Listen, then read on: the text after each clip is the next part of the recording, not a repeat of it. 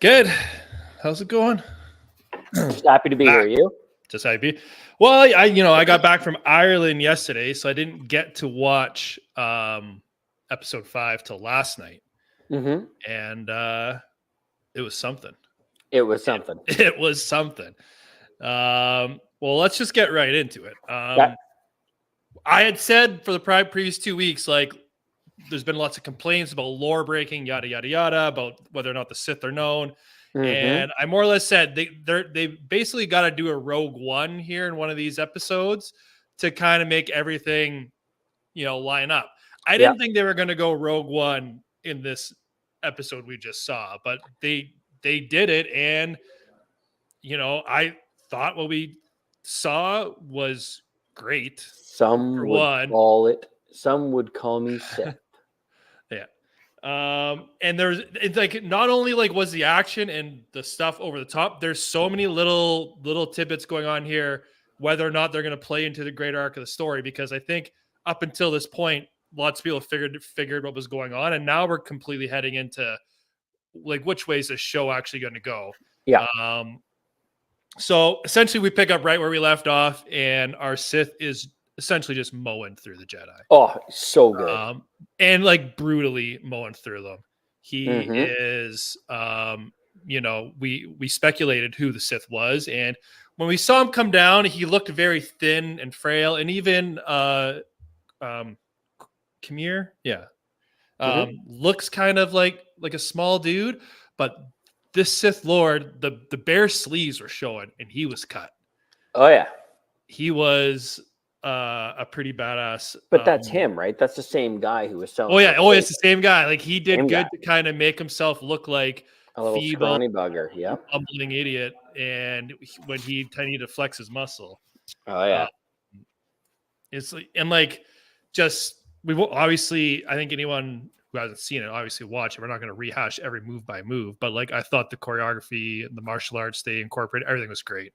Like, even when I also really liked his voice. His voice under the mask, I thought they nailed. It was petrifying. It was dark. It was calm. It was so good. Yeah. And I think I said this last week too. I wasn't in love with the mask when we first saw it, but now watching it in action, loved it. And let's stay there on the mask for a second. At first I was like, what is going on with these lightsabers? I thought he was like cutting them in half or something. Like, why are they not working and then working? And it's because his armor is made out of cortosis. So I actually have the book, and in I Jedi, it's an EU book. They introduced it as a metal like Beskar that could absorb energy, and in the case of lightsabers, it can redirect the energy back at where it's coming from. So it could temporarily disable a lightsaber because it sends the energy back through it and basically shuts it down. You know what my little gripe is on this, though? What's that? Is that it changes the color of one of the lightsabers. Did it? Yeah, and I'm assuming it might be an error. Yeah, I don't think it was meant to do that, but I think it's a green saber and then it turns yellow. Like, I'm pretty sure that wasn't on purpose, because that's not how that works. Yeah. But so that was an EU thing. It's canon, and I think there's a couple of books or comics, and now they brought it into the show, which is a cool thing, because now a complaint my brother had, for example, he didn't really love the episode. I'm like, are you crazy? And he says because they continually make the Jedi look weak, and we have this Sith going 1v8 essentially and destroying all these Jedi Masters and Knights. And I'm like, I get it, but my argument to him was, well, number one, the cortosis armor, right, gives him an advantage right away. Huge. Secondly, he even said with that armor on his head, they can't read his thoughts. So you can't read his thoughts. They can't look into his mind. There's no advantage they can gain. Thirdly, he's obviously been somewhat of a student of the Jedis. I'm not saying he's trained as a Jedi, but he understands what the Jedi are about. They have a code. They have rules they have to follow. They're trained in certain forms, right? Form 1 through 7, whatever it is. Yeah. He kind of understands that. And they even mention it through it. Like, he's fighting like nothing they've ever fought before. Yeah. Yord brings it up. He's like, he's not following usual patterns. He's spastic. He can't predict them. Because they all think he's a former Jedi. And in that anticipation, it's not working for them. And he's mowing them down. And it kind of reminds me of Tales of the Empire when the Grand Inquisitor is training Barriss, right? He's like, you got to fight differently, like use your like all that stuff, right? So it kind of ties into other properties that have been there, and I really like that they did that, and to me it makes sense. Yeah, and then on top of it, these Jedis have never fought another Force user, like a dark side user before. So this is something they haven't really trained for. It hasn't been in their job description, so to speak, right? Yep. So he had all the elements like against them. He had surprise. He's using moves they can't anticipate. They can't look into his mind. Like, he has everything going for him on his side. So like, 100%. And on top of it, he might actually be pretty powerful. So like, it's believable to me that he was able to mow through the. So is he the master or is he the apprentice? I don't think he's the master, because he said he's looking for an acolyte. Yeah, he's looking for an acolyte. He's not saying he's looking for an apprentice. Correct. And just to finish the Jedi thing, Soul was able to somewhat stand up against them. Yeah. And Jecki, right? She, even though she went down, like she was doing some damage. She was holding her own, well. and she's just a Padawan. Yeah, she's doing well. And I think it speaks to, because the Sith mentions about fighting on the dark side, and he even makes mention of Soul's his dark past. Yeah. I've accepted my. Yeah, alluded to it as it was a mask, right, that he's been wearing. Yeah. And I think that as weird as it sounds, like, that gives Soul the ability to stand up to him, because he does have a bit of darkness to him, right? He's not. Yeah, he's not all light and lovely. Yeah. Yeah, and Soul is a Jedi Master as well, so you'd hope he could defend himself, and obviously he held his own. Which, again, from a power level standpoint, I like that they did that. So lots of who's what, like where we're going to go now. So let's finish with our Sith boy. So they're calling him the Stranger. Some toys have been leaked and stuff like that, and he's just been called the Stranger, which I find is interesting.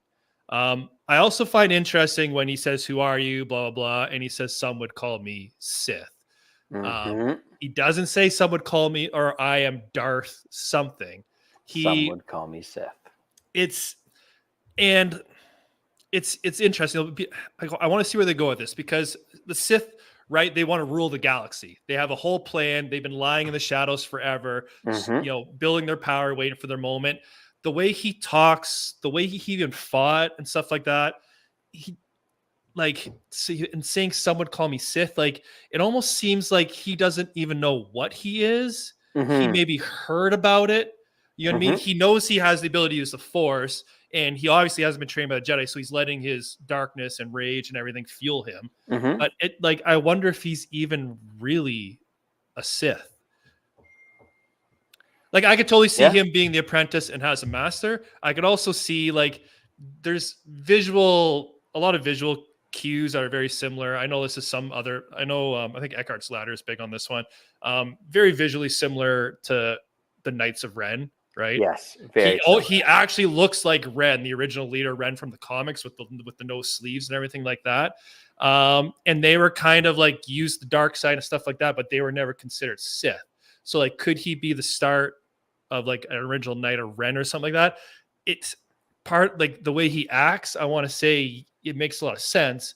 But this is a show called The Acolyte. It's supposed to be about the Sith. So it'd be weird to have your main villain not even really be a Sith. That's fair. Know what I'm saying? Yep. But the cool thing, again, just theorizing, if he was, say, a Knight of Ren or something like that, and causing all this uproar using a red saber, slaying Jedi, if there were Sith, and we know there is Sith in hiding right now, with him drawing all this undue attention onto potentially there being Sith, you'd think they would seek him out and end him. Right? 100%. Yep. Which would be a neat way to do it, right? Like, he accidentally shines a spotlight on himself, which actually causes the Sith to come and take him out. Yep. Again, that's just crazy speculation if he's not the Sith, but I think the most logical would be, like we said, he is the apprentice. He is, he does have a master out there, and he's just not, Yeah. So it's very interesting on where they could go with this, because they left a lot of open questions. And then he also had that brutal line where he's like, "Oh, is that what they called her, or is that what you called them? Is that what they called it? Yeah, Is that what you called it? Such a savage. But yeah, I thought his portrayal, everything he did was good. And like he's just again, like to talk about like how he's not really Sith, he's kind of like deranged, like a maniac. You know what I mean? He's just like he bounces back and forth between super serious to kind of jokey. Like he's a very interesting character. Yeah. I'm very, very excited to see where he ends up. He actually gave me vibes of Cillian Murphy from the Batman series when he became Scarecrow. Yeah. Very, very similar. I've heard some people describe him as kind of like an anime villain, like with the whole hair in the face, the way he's portrayed too. Like he's just whatever he's doing, I don't know. It's working for me as the villain. So I really like him as a villain so far. Yeah. Soul, we got to talk about. So again, for continuity wise, Soul cannot report back to the Jedi Council what happened on that planet. Correct. But he's got to go back with 3 less people. Yeah, so he's on that ship. First off, he should be firing up the old long-range transmitter and sending a message right away. But he's now on the ship with May. Does he know that OSHA's... Does he know that that's not OSHA? He's about to, because that sniffer dude, Basil, whatever, brought Pip the piece of the robot. I'm assuming Pip's going to know that that's not OSHA. So he's going to find out real quick. And then... I think he knows. Yeah, you think he knows? Well, he'd be able to sense the darkness, right? Yeah, you'd think. You would think. For a Jedi Master. Like, you could sense... If you could sense the light and good in OSHA, you should be able to sense the turmoil and darkness brewing in May. Like... I'm just confused at what they're doing with it. I think the twin storyline in this episode was the main part that didn't really work for me. Everything else I thought was great.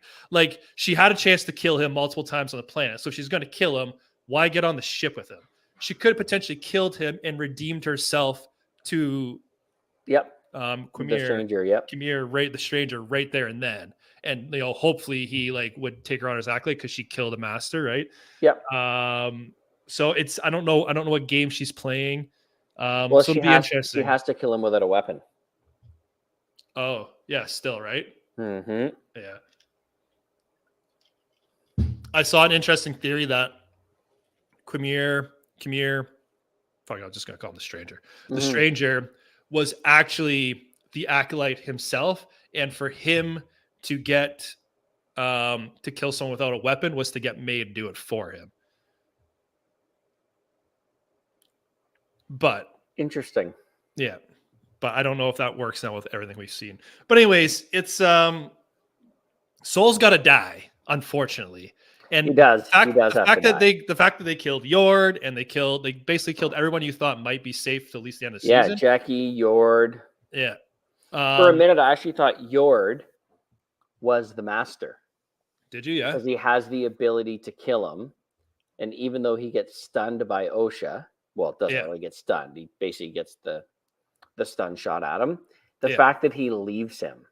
At first, I thought that I'm like, wait a minute.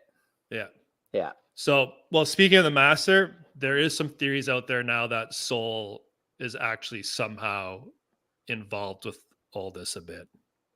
Interesting.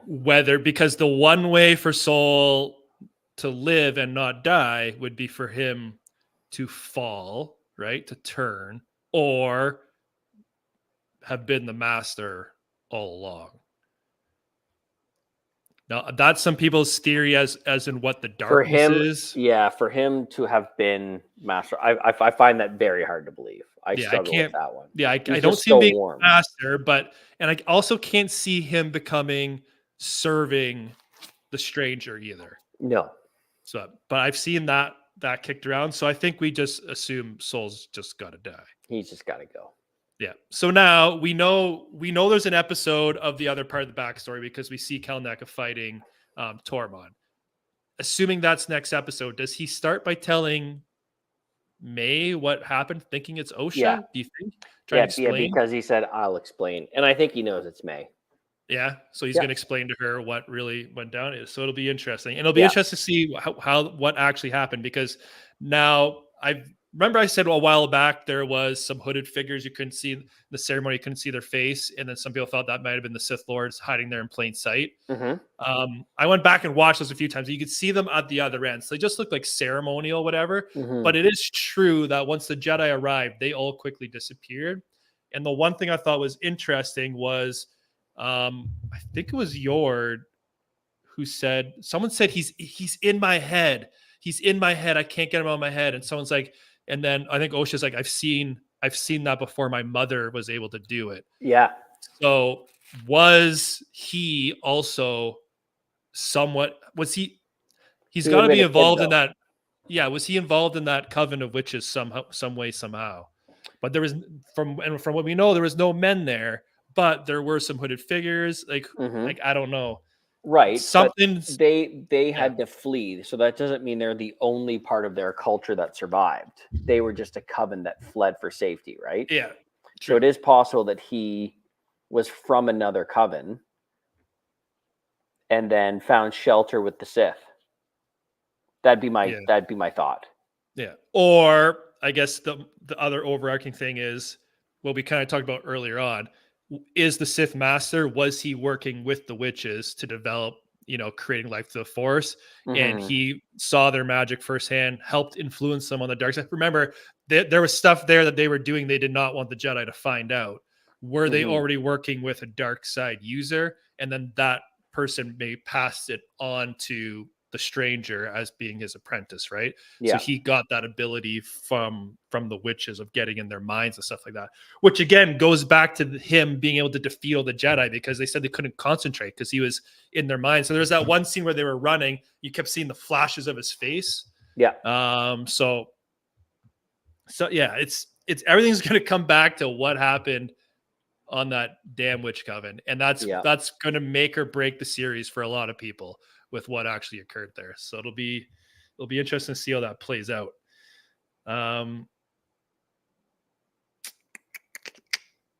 Anything else you want to talk about?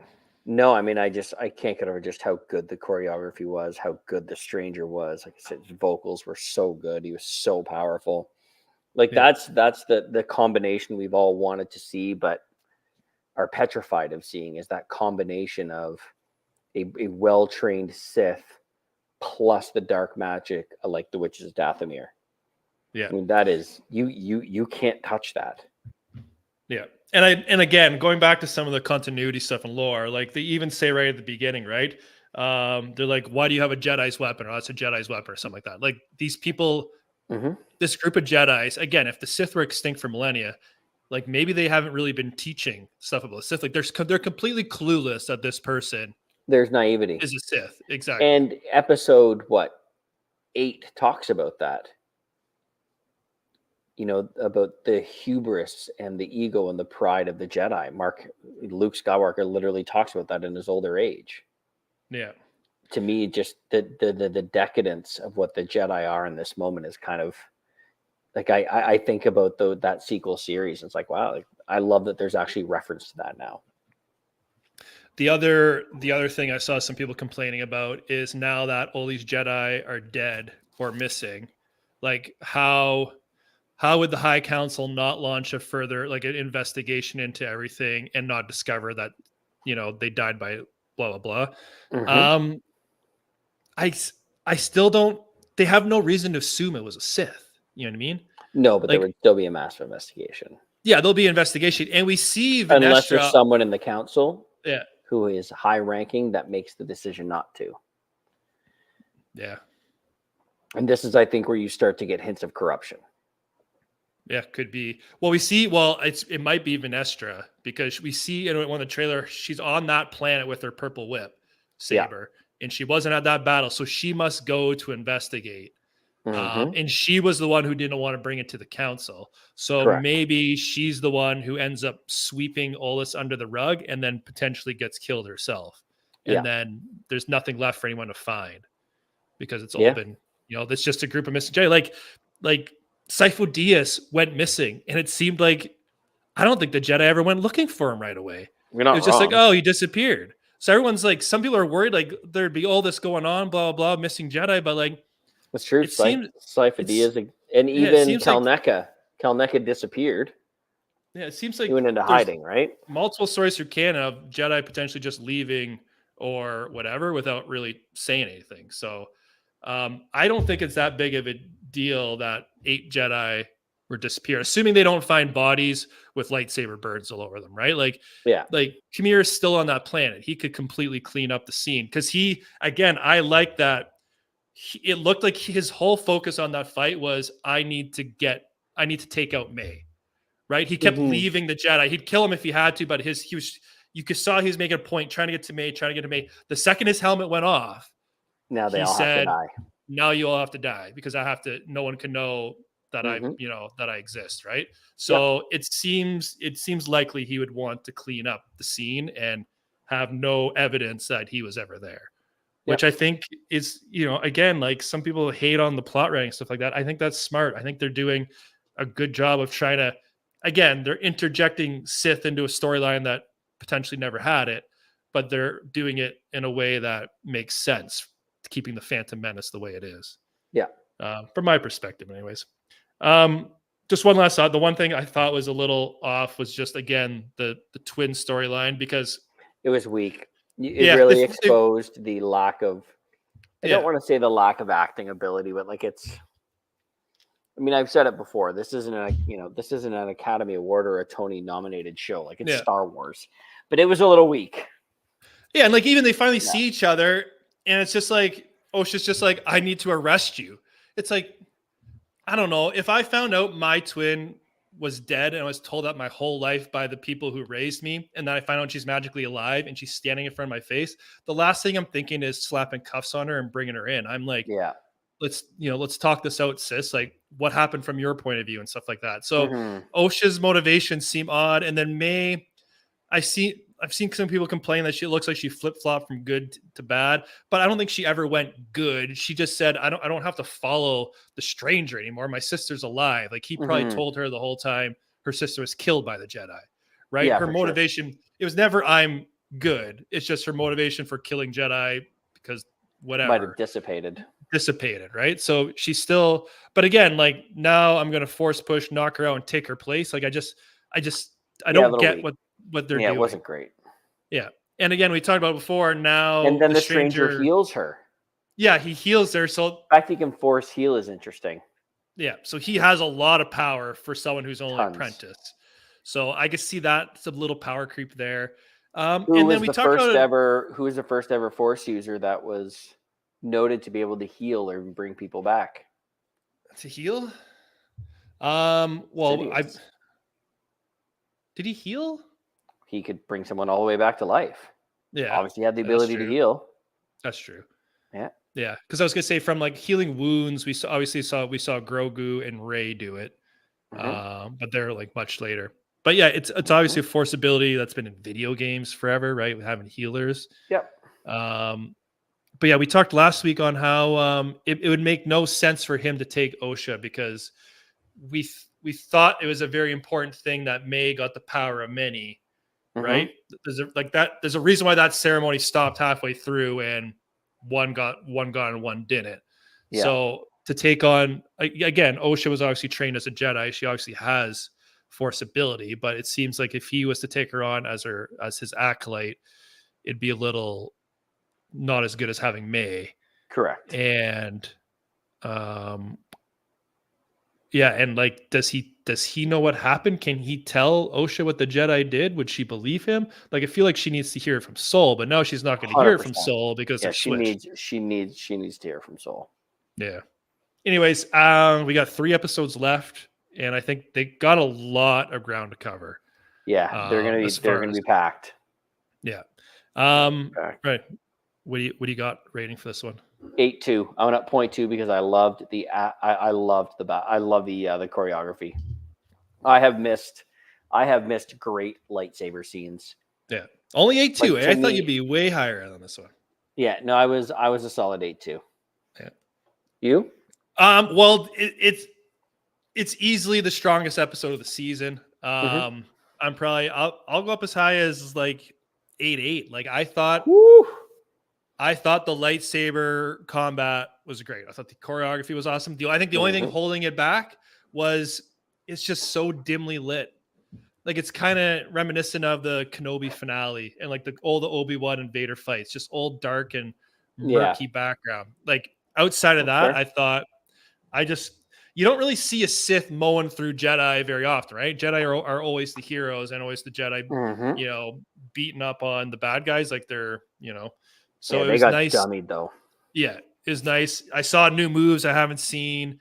I just thought I thought he was awesome. The sister storyline didn't really land for me this episode. Some of the dialogue was a little clunky, but I thought it delivered though. It delivered the goods as far as I agree. Yeah, it was awesome. Yeah. All right, so that will wrap it up for us, everyone. And let us know in the comments what you thought of this. Let us know. The biggest question is the stranger have a master?